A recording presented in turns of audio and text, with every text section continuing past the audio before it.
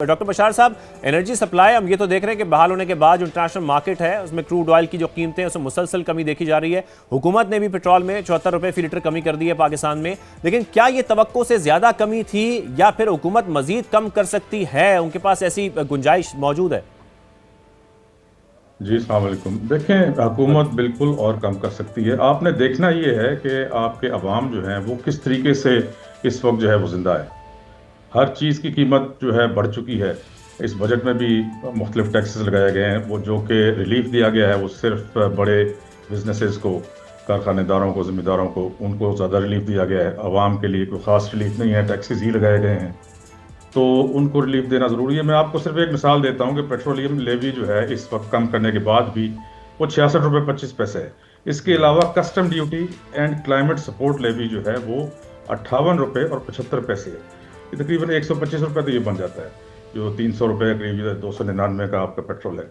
अब देखिए, ये जो 125 रुपया है, ये 125 रुपये अगर कोई जो मोटर बाइक चलाता है, गरीब तरीन आदमी है, वो 2 लीटर पेट्रोल डालता है तो उसको एक 250 रुपये 250 रुपीज़ ये देना पड़ता है टैक्स और लेवी।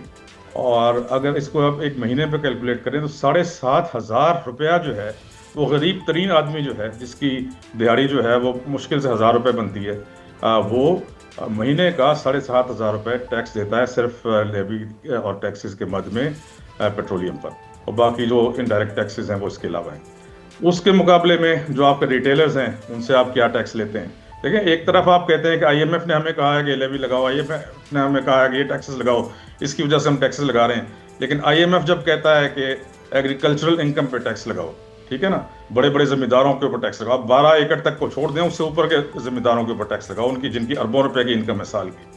वो कहते हैं कि रियल एस्टेट पर टैक्स लगाओ, वो कहते हैं कि रिटेलर्स पर टैक्स लगाओ। तो आप आईएमएफ की ये बात तो मानते नहीं है और आप गरीब तरीन आदमी पे टैक्सेस और लेवीज इसमें उसको धंसाते जाते हैं। और डॉक्टर बशार साहब, अगर हम ये इंटरनेशनल मार्केट के रेट को देखें जो $114 फी बैरल पर चली गई थी और अब वापस 75 से हम देख रहे हैं कि $78 फी बैरल पर आ चुकी है, तो तकरीबन 30 से 32% कमी बनती है अगर हम सिर्फ इस जंग के दौरान ही देखें अब तक के जो मामलात हैं।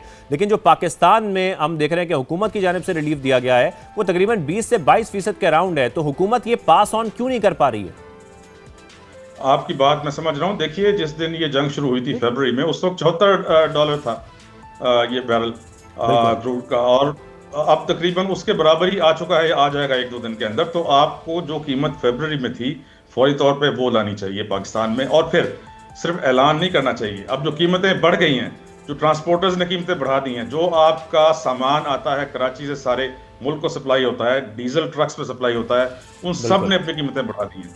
आपने उनको भी नीचे लाना है। उसके लिए आपकी इंतजामिया को बहुत फाल होना पड़ेगा और सख्ती के साथ इसको इम्प्लीमेंट कराना पड़ेगा। उसके अलावा आप ये देखिए कि ये कीमतें और नीचे आएंगी। मैं क्यों ये कह रहा हूँ? क्योंकि तकरीबन तमाम जो है अरब ममालिक का नुकसान हुआ है।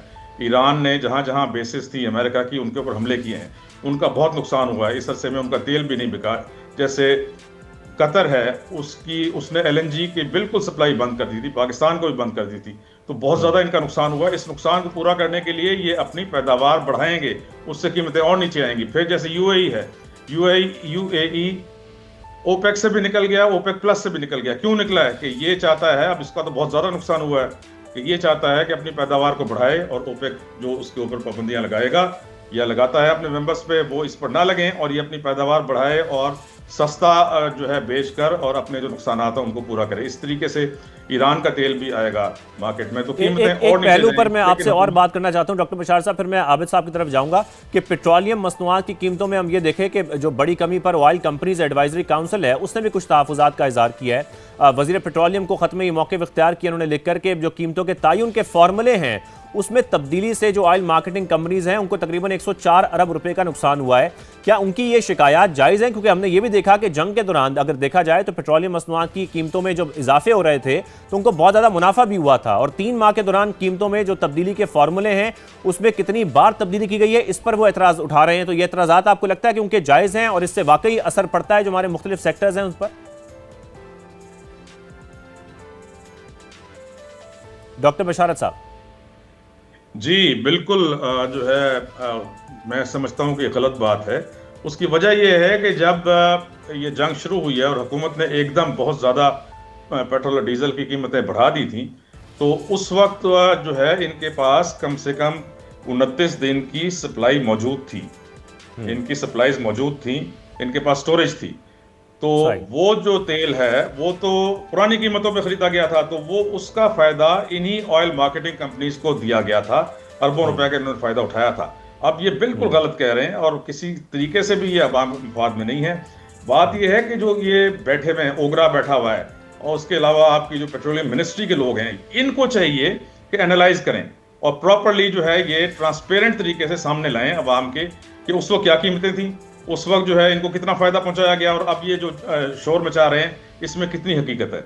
बात यह है कि हमारा जो बिजनेसमैन है वो किसी तरीके से भी अवाम को रिलीफ देना नहीं चाहता, और हुकूमत भी जो है वो भी नहीं देखती, वो भी अपनी टेक्निकल कमेटीज को इस्तेमाल नहीं करती, वो भी ओगरा जैसे रेगुलेटर्स को इस्तेमाल नहीं करती कि वो देखे कि ये लोग सही कह रहे हैं, गलत कह रहे हैं, अवाम को कितना नुकसान पहुंचा रहे हैं। अवाम को साहब आपकी तरफ मैं आऊंगा यही पॉइंट लेकर डॉक्टर बशारत साहब का कि ये बहुत ट्रांसपेरेंट सिस्टम होना चाहिए, हुकूमत को सामने रखना चाहिए, अवाम को ये जानना चाहिए कि कितना फायदा उस वक्त हुआ जब जंग चल रही थी और कीमतें मुसलसल ऊपर जा रही थी, उस वक्त कितना फायदा उठाया गया, और उसके बाद जब कीमतें कम की जा रही हैं तो उस लेवल पर नहीं की जा रही जिस पर होनी चाहिए। मेरा ख्याल है to be fair with government एक चीज़ जो हमें जहन में रखनी है वो ये है कि जब हम क्रूड की बात करते हैं, क्रूड प्राइस की, तो उसको डायरेक्टली आप पेट्रोल पंप पे कन्वर्ट नहीं कर सकते। एक तो पाकिस्तान में तकरीबन 45% के करीब जो इंपोर्ट है वो क्रूड नहीं, वो रिफाइंड फ्यूल है। दूसरा जो क्रूड की प्राइस है उसमें कॉस्ट ऑफ फ्रेट शामिल कर लें, जहाज़ का जो किराया है उसमें इंश्योरेंस कॉस्ट शामिल कर लें, उसमें करेंसी कन्वर्शन शामिल कर लें, और उसमें फिर वो तमाम लेवीज़ और जो बाकी टैक्सेस हैं जिनकी तरफ जो हमारे मोअज़्ज़ज़ मेहमान हैं वो इशारा कर रहे हैं, वो सारी शामिल कर लें, तो फिर आपका पर लीटर जो है वो कॉस्ट निकलती है। जब फ्यूल की कीमतें बढ़ती हैं, हम देखते हैं कि हर चीज़ की कीमत बढ़ जाती है, लेकिन जब वो कम होती हैं तो फिर डिस्ट्रिक्ट एडमिनिस्ट्रेशन का रोल जो है वो बहुत इंपॉर्टेंट हो जाता है, क्योंकि डिस्ट्रिक्ट एडमिनिस्ट्रेशन का काम है कि फिर वो उन कीमतों को नीचे लेके आए। जाहिर है कि वो फेडरल गवर्नमेंट नहीं कर सकती। वो सब्ज़ी, प्याज, टमाटर जो कि इस वजह से महंगे हुए थे कि फ्रेट चार्जेस बढ़ गए थे, या आपके किराए, या आपके बाकी जो तमाम रिपल इफेक्ट होते हैं। ये आप बिल्कुल सही फरमा रहे हैं। सॉरी टू इंटरप्ट यू, लेकिन आबिद साहब जो आपने जिक्र किया लेवी का, वो इंश्योरेंस की और फ्रेट चार्जेस, आप बिल्कुल सही फरमा रहे हैं कि वो भी फैक्टर्स हैं इस वजह से कीमतें बढ़ती हैं। लेकिन अगर हम सिर्फ लेवी की बात भी करें, जो पेट्रोल पर लेवी को अगरचा कम करके 66 रुपए फी लीटर कर दिया गया है, लेकिन अगले माली साल के लिए 1676 अरब रुपए के हदफ को भी अगर देखा जाए तो ये शरह फिर हमें बढ़ती ही नजर आ रही है, क्योंकि अब तक जो हुकूमत ने रवा माली साल का पेट्रोलियम लेवी का हदफ है वो पूरा कर लिया था, जिसकी वजह से हमने देखा कि कुछ हमने कीमतें कम होती हुई देखी।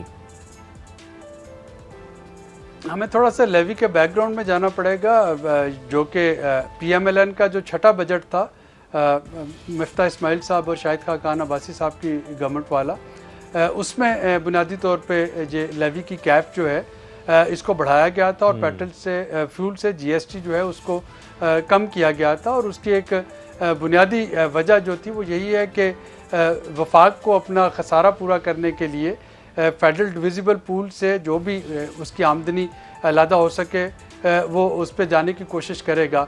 और ये एक फंडामेंटल प्रॉब्लम की तरफ इशारा करता है। हमारे काउंसिल ऑफ कॉमन इंटरेस्ट की जो है उसको प्लेटफॉर्म को यूज़ करना, वहाँ पे मीटिंग्स में ये जो NFC पे सारी डिस्कशन है और ये जो इस तरह के मामलात है उसमें वफाक और सूबों में कंसेंसस लेके आना, जब तक ये नहीं आएगा जाहिर है कि जो एक कैश स्ट्रैप फेडरल गवर्नमेंट है वो हर तरीका इस्तेमाल करेगी।